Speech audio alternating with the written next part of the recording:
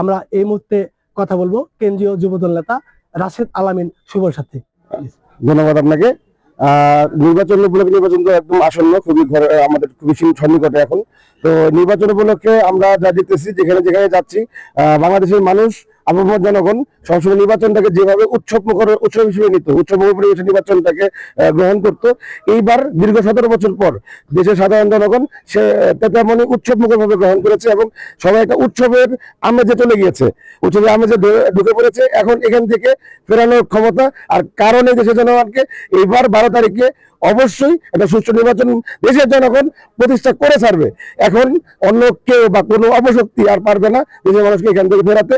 12 তারিখে সাধারণ জনগণ নিজ উদ্যোগে নিজেরা প্রোটেকশন দিয়ে সুষ্ঠু ভোট বাংলাদেশে প্রতিষ্ঠা করার জন্য সর্বোচ্চ ত্যাগ স্বীকার করবে ইনশাল্লাহ। এবং আমি যেখানেই যাচ্ছি সবাই খুবই উৎসবমুখর পরিবেশ আবার বিরাজ করছে সব জায়গায়, সবাই খুব উৎফুল্ল নির্বাচন নিয়ে।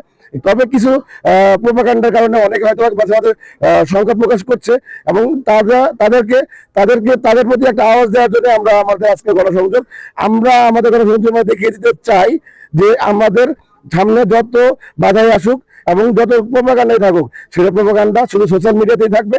মাঠে কোনো প্রোপাগান্ডা ধুলাই মিশে যাবে, ওইসব প্রোপাগান্ডা মাঠে স্থান পাওয়ার কোনো সুযোগই পাবে না। সেটা প্রোপাগান্ডার কারণে 12 তারিখে কোনো প্রভাব ফেলবে না।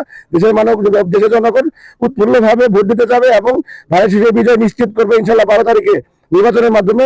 জামালপুর 3 আসনে মুস্তাফিজুর বাবুল ভাই যেমন সদস্য হবেন এবং সারা দেশে তারেক রহমান অবশ্যই প্রধানমন্ত্রী হিসেবে শপথ গ্রহণ করার জন্য যোগ্য হবেন 12 তারিখে নির্বাচনের মাধ্যমে।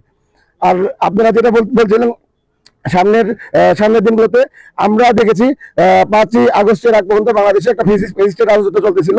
5ই আগস্টের পর থেকে মববাজির রাজত্ব চলতেছে।